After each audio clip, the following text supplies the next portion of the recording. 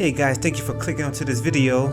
Okay, so you're in the mood to put something on paper. You got your pens out, your markers out, your brushes out, you got your sketch pad out, you got your pen tablet, you're in your favorite room, you're surrounded by beautiful posters, you got your comic books next to you, you got your art books next to you, you're surrounded by your beautiful action figures, you got your computer right over there, you're totally set, you're in the mood, ready to rock and roll, you're ready to put something on paper, something fantastic, but nothing has started yet.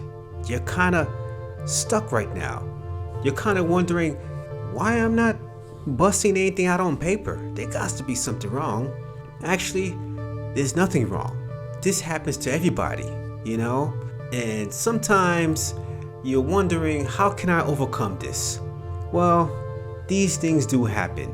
The best thing, or how can I say, the best advice I got for you is just turn on the TV. Turn on the TV, put some old animes on, put some old movies on, watch some video game gameplay, you know, watch some Dead Space, watch some Metal Gear or some God of War or some Uncharted, you know, watch some of your favorite video games and just get yourself lost in watching something that you've probably seen a dozen times, and I got the feeling you'll shake out of it. You'll definitely shake out of it. You're definitely watching one of your favorite movies or your favorite animes or your favorite video game gameplay, or you're watching somebody on Twitch. You'll shake out of it. These things do happen. You get stuck. You're wondering what's going on in my mind. This is the creative process. It's either that, or if you're still stuck, hey, go out, go watch some nature, go walk around the park, get out of your house, take a breather, go to the movies, walk around your favorite area, call somebody you haven't spoken to for a long time, go to your favorite bookstore, go to a comic book store, go to an old friend's house, start talking some old mess of back in the days, how your parents treated you while you was a kid, and I bet you sooner or later an idea is going to arrive on paper. This is the creative process. Forget all that speech and stuff like that about procrastination. Procrastination is part of the creative process. Yes, it sounds insane. You probably heard all those motivations people talk about procrastination, but you're a person in a different mind state. To create, you must lose yourself, engage yourself back, and put something on paper or on canvas or something like that. But either way, it is a unspoken process. It is a process that is mysterious. It's either you be surrounded by the things you love, or you gotta get out your house and look at the world. Look at people watching. Look at the joggers. Look at people at the gym. Go to a coffee shop and do some people watching, or hit the movie theaters or bookstores or comic book stores. But this is the creative process. It's not easy, and it's strange, and it's mysterious, but hey, if all things fail, turn on the TV.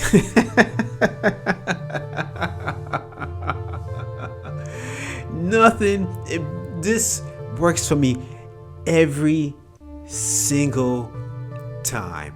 Favorite movies: John Carpenter, They Live, The Fog, The Thing. Watching my old animes: Initial D, Dragon Ball Z, some Cowboy Bebop, some Akira and Fist of the North Star, and Fate of Fury. All that stuff works for me. Or how about this? You crack open the old stuff that you haven't seen in your closet for a long time. And if that doesn't work, hey, do some dishes, start cleaning, and maybe that worked too, you know? Do some house cleaning.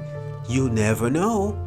But to me, crack open some old stuff, look at your old toys, look at your old video games, start cleaning your old consoles, your old video game consoles, or just put on a movie and sooner or later, magic will hit the paper. The creative process is a weird thing. You have to step out your comfort zone and step back in. You gotta step out the box, then you gotta step back in. You gotta step out of your studio, then you gotta step back in.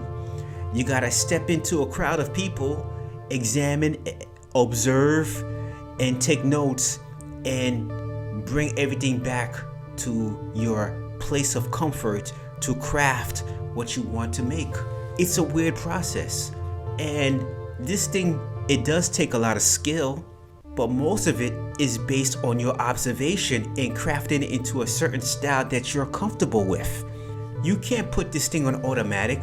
There is thousands of jobs out there, many jobs out there, where you take a training course, you go to school, you go take a lesson or two, but the creative process is something that has to go through your personality.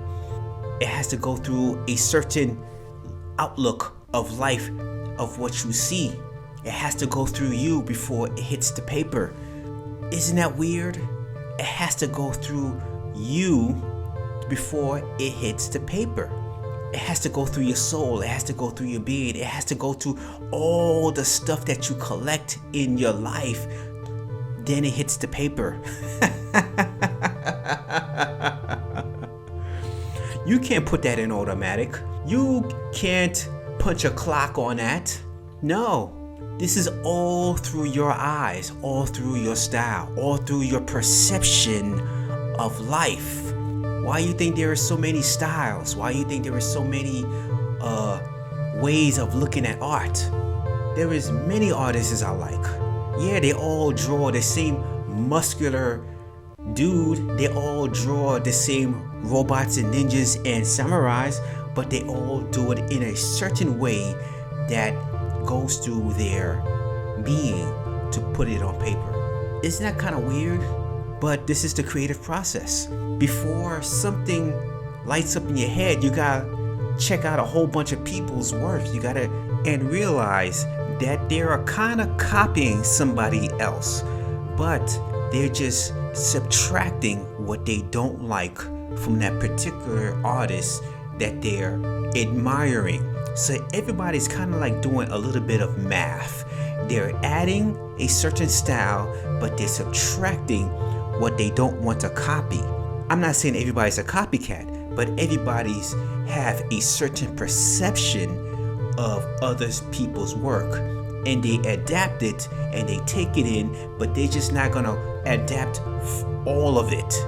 So everybody has a filter before they take what they seeking out, they take what they're adapting, they take the things that they like, the things that they adore, the things that they enjoy, and putting it into a certain way that you are like. So everybody's adding and subtracting a certain style that they admire. And that's a pretty good thing, because before you explore your style, you have to check out other people's work as well. And most of the times you have to do a lot of that. And after you finish researching, taking notes, copying certain artists, you finish all those books about shapes and shadings and drawing a certain perspective. After you finish all that stuff, you will give birth to a certain style that you'll be proud of. Yes, you'll be giving birth to a brand new you. Now, but when I say a brand new you, it's just a slightly different version of you. A version where you appreciate art a little bit more than you used to. Here's the fun factor. You get to see it grow. You get to see it grow like a plant. Like a plant, you gotta give it some fresh water, some sunlight, and some plant food. And you get to actually watch that small plant grow to a very big plant. So whatever art that you're into, interior design, architecture, hand-drawn paintings, oil paintings, movies, video games, you get to see it grow. That's the fun factor. And the fun part is you will have an understanding of how it's made. You know, you have become part of a understanding of what the process of making a movie, making a game, making a comic. When you pick up an art piece, you would literally say, look at this hand-drawn piece. I could tell what kind of pen this person used, or what kind of markers this person used. Or when you look at a movie and you see that two people were having a gigantic battle, you probably would say, hey, I know what kind of artist is around the battle to cause that destructive area. You know, it took an artist to arrange a certain scene before two characters go into battle or go into an argument or meet up for secret meetings. There are artists around the characters who are performing their act. You know, the wardrobe artists, the makeup artists, the environment artists. You would have an insight of what's going on. And for the video games, if you're into video games, you're definitely going to go have some type of understanding of coding or some type of model making, or what kind of engine it was made, that it was, what kind of game that was based on. You will have like an insight on certain things, and that's the cool factor. And another cool factor is that you're always seeking out information. It's almost like you're voluntarily putting yourself to school so you could learn. So you could kind of feel like you're running with the wolves, if you don't mind me saying. It's like you want to be updated just as much as the guys who are working in that industry. Now, I remember in 2017, or was it 2018? It was a video game showcase where all the big guys in video games, Xbox, Nintendo, and Sony, they pull out their best video games. And one of, I think it was Sony, they show a small clip of Dark Souls remake, and they announced that it was going to be made by this particular group of people. I would say a group of people, I would say a certain studio. Immediately, everybody knew that it was going to be good, because everybody knew, who played a lot of video games, that this particular studio was real good in making games.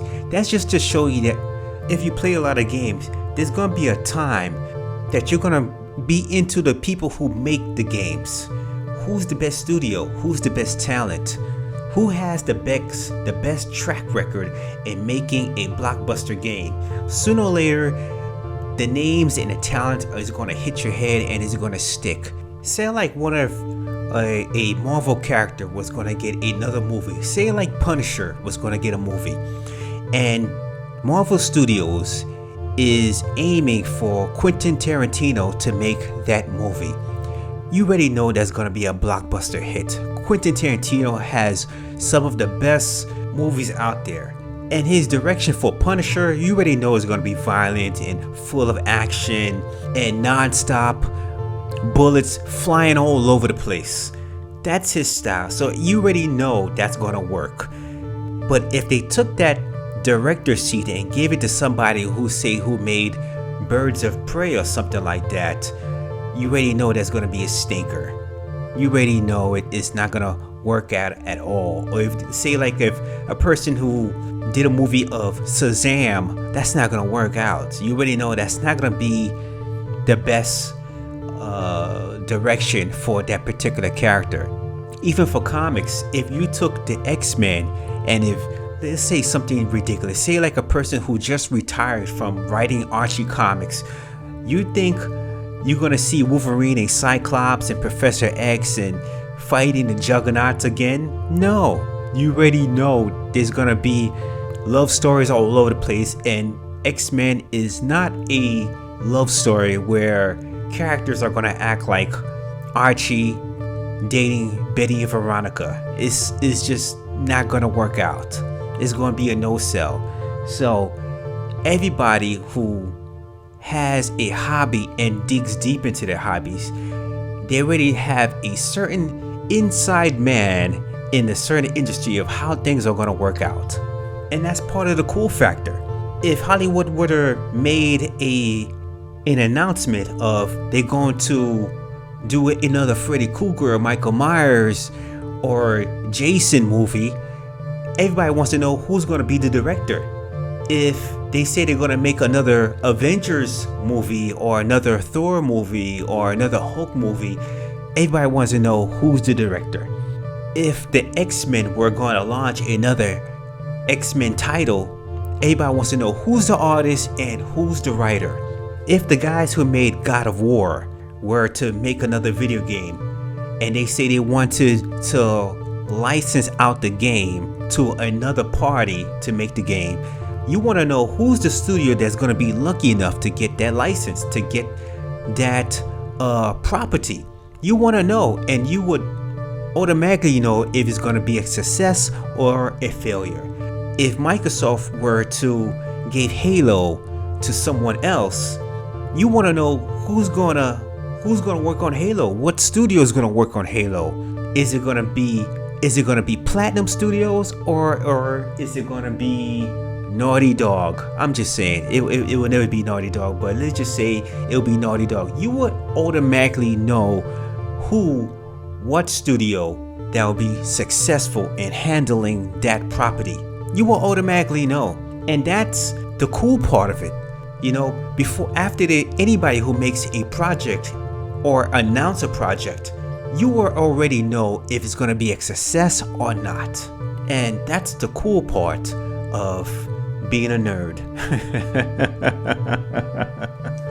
No, just joking a little bit. That's the cool part of being informative. So you could watch your interest grow, because you gotta be always on the lookout of information so you could continue to invest in the hobbies or the skill that you enjoy. So let me backtrack on to the main topic of when you're feeling stuck, of when you're want to draw something, you want to put something on paper but nothing's really coming out. Well, here's another trick that might help the process. Play some video games. Play a level here and there, but there's a thing to that. When you're playing video games, you know, you're playing the run and gun or the hack and slash or the beat 'em ups, you know, all that stuff is fun. But those three topics, the hack and slash, the beat 'em ups, and the run and gun, simple games. You could finish it in 3 or 4 hours. In some cases 8 hours. But still, you could always go in and go out of the game by finish a level here and there, take a break. You could go and sketch something, or you could go jump back into the game and beat a level, 2 or 3 levels, take a break, finish your sketch. You know, you could always jump in and out of that because it's a simple game. You know, you're shooting demons and you're hacking, slashing samurais. You could do all that stuff in 3 to 5 hours tops, maybe. But when you're playing an RPG, oh man, if you're thinking that you could finish a drawing or a painting in a couple of hours, when you're playing RPG, those games that are heavy story-based games, it sucks you in so bad that you end up forgetting that art project that you wanted to do. You just forget about it. You be sucked into the game so bad, you're literally in your room for hours and hours and hours, and some of the boss battles are so hard. Find yourself so frustrated you wouldn't even think about drawing or painting. So that art project that you had in your mind, I'd be like, you know, I could do this in 2 or 3 days. No. When you're playing an RPG, you get sucked in so bad in there. Because those RPGs are 50, 60 hours based games. There is no way you're gonna finish your art project when you're playing those games. And even if you had a strategy guide or you look at some type of YouTube walkthrough tutorial, you still find yourself in your room or in your seat with the controller in your hands for hours and hours and hours. So that art project that you probably tell yourself, I could make this in 3 days, I could make this in 2 days. No, when you're playing those games that you know darn well that people talk about, yeah, this is a 100-hour game, this is a 40-hour game, this is a 60-hour games. You know, all those Grand Theft Autos, those Final Fantasies, you'll find yourself being in your seat for hours and hours. You know, when you're playing Gears of War or Halo or God of War, you know, those are 8-hour games, maybe pushing 10, but still you could find yourself playing a level here and there, take a break, go back on your sketch, go back into the game, play a level here and there, get out, go back and finish your painting, your sketch. You know, you could find yourself in the groove of going out of your art or going back to the game. You know, it's like one hand washes the other, so you won't find yourself being stuck. And that's what you want. You want to feel productive. At the same time, you also want to beat the game. So when you're taking a break from your art, you go into the game, you beat a couple of levels, but there are some times in the game where certain things could be a little frustrating. Finding the wizard, finding the sword, finding the key, finding the piece of a puzzle to continue on with the game. You know, you gotta find the magic key for the magic gate or you won't proceed. You know, there'll be a lot of side missions, and sometimes you'll finding yourself having these big giant boss battles where you know you should be putting down the controller, but you're going to continue to fight this evil video game boss that's going to take a little bit more time than you should. But if you push through that, you end up beating the game a lot sooner than you think. So you could go back into your art. So one hand washes the other. You still feel productive. But when you play an RPG, forget it, you're lost in the game, you're sucked in, you ain't coming out of that until midnight, not until midnight. You know, I want you to avoid that feeling of, man, what did I do today? I had plans to do this art piece, but I'm here stuck in this RPG, and you know darn well you're not gonna just drop the game, not until you finish. So it's best not to start playing those particular games. It is best to start those games after you finish any project that you have plans for doing. So if you have a project and you're stuck, you know, just turn on the TV and watch the Matrix trilogy or the Lord of the Rings in the background. You know, keep your mind, you know, you already know the story of the Matrix, you already know the story of Lord of the Rings. It wouldn't hurt just to have those things in the background while you're finishing your project. You know, there's a big difference between watching and listening. So if you're stuck on something, why not try to work it out by having just a little bit of a noise in the background, especially the noise that you're familiar with. You already know what's going to happen in Matrix. You already know what's going to happen in Lord of the Rings. So if you're stuck on a creative process, turn on a TV and listen to the things that you already know about. You know, your favorite anime, your favorite action movie, your favorite horror movie. You already know what's is going on in the story. You've seen it 1,000 times. These are the little bit of noise that might help you with the creative process, so you could get your mind off the stuck, off this stopping process. If you have a little bit of noise in the background, sooner or later you'll be moving the pencil, you'll be moving the pen, that brush, you'll be moving it. Something in your mind will appear and you'll put it on paper. So there was a couple of times I found myself being stuck, having this stop process where nothing's being done on paper. And I'll be thinking, you know what?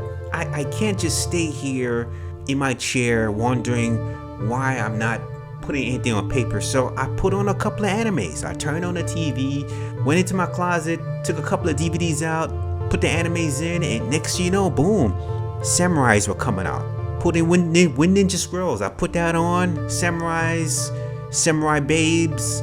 I put in Akira on. I'm drawing kids with psycho powers. I put in Fist of the North Star, I'm drawing kung fu guys. I put in Ghost in the Shell, and next year I'm drawing hot babes with guns with giant robots in the background. It works. Well, it works for me. But if this method doesn't work for you, then I got one more method, and that is called the long walk. It sometimes works. It sometimes works and sometimes it don't. When it works, when you're in a certain mood, you know, you kind of really want to get that ass stuck, so you put on those sneakers, your favorite jeans, your favorite jacket, and put on your headphones and listen to your favorite music and just walk the areas that you kind of like to walk in. You know, seeing some window shopping, going to your favorite stores that you like to be in, visiting some shops, checking out some books, you know, some people watching, looking at the beautiful buildings, looking at the beautiful architectures. You know, you're in the mood. You find yourself getting into that groove where you're liking the environment because you're picking a certain street that you kind of like to walk in. And that right there, you could find yourself, how can I say, wandering, because your attention is now scattered all over the place. You know, you're being in an area that has a little bit too much eye candy. You know, your favorite places, favorite shops, favorite things to do while you're walking. You know, there's a lot of things could grab your attention, especially when you're outside.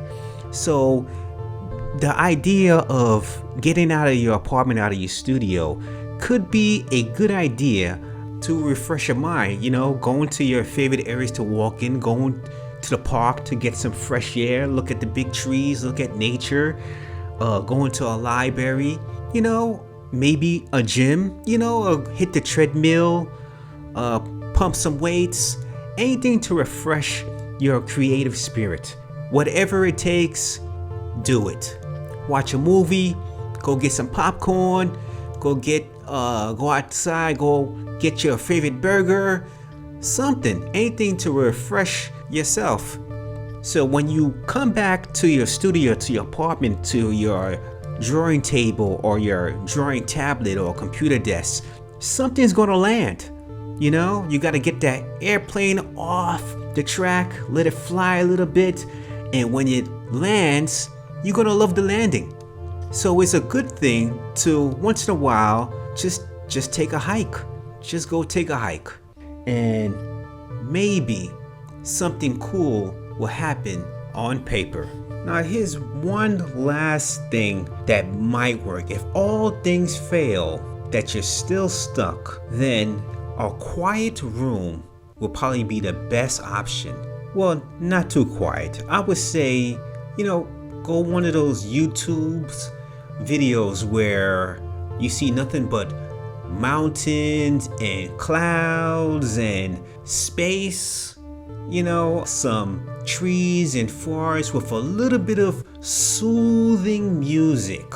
You know, you don't want too soothing because you don't want to find yourself waking up and you're finding that you was asleep on the chair for an hour. No, not too soothing.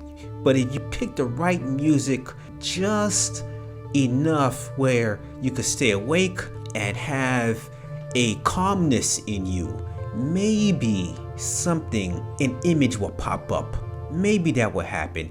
Play some jazz music, play some soothing melodies, anything except rainfall and anything like that, because like I said, you don't want to fall, you had no plans of taking an hour nap. But if you watch something that's soothing, like people walking the streets or some a sunset or a sunrise or something cool, something calm, maybe something will happen. Maybe some cool jazz, you never know, some soft rock, just give that a try. But hey, if that doesn't work, man, put some horror flicks on.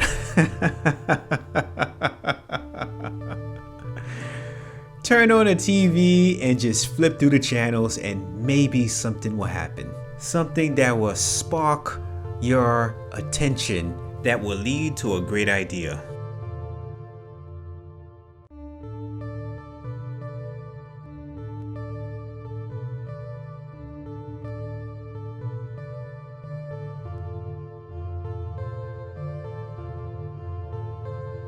Hey guys, thank you for hanging out with me on this 30-minute video. It's a little long, but hopefully I entertained you guys a little bit. I really like making these mashup of characters. It brings me back to the back in the days when I can't wait for Saturday morning cartoons. Brings me back to memory lane. Till then, guys, just like to say, let's support our libraries. You know, they got a lot of manga books, a lot of graphic novels in there, and they're all there for free to read. So every once in a while, it wouldn't hurt just to check out your library and read some free books. Last thing you need to, when you go inside a bookstore, you really don't want to be bothered by somebody coming around and say, hey, yo, you need any help? Would you like some assistance? I could make some recommendations for you. The library doesn't do that. Just come in and chill, bring a drink, bring your Danish or your muffin, bring your snacks and read some books. No one's gonna bother you. Till then, let's try to support what's left of our movie theaters, our bookstores, our comic book stores, and what's left of the video game stores. Because you never know. Until then, take care of yourself and goodbye.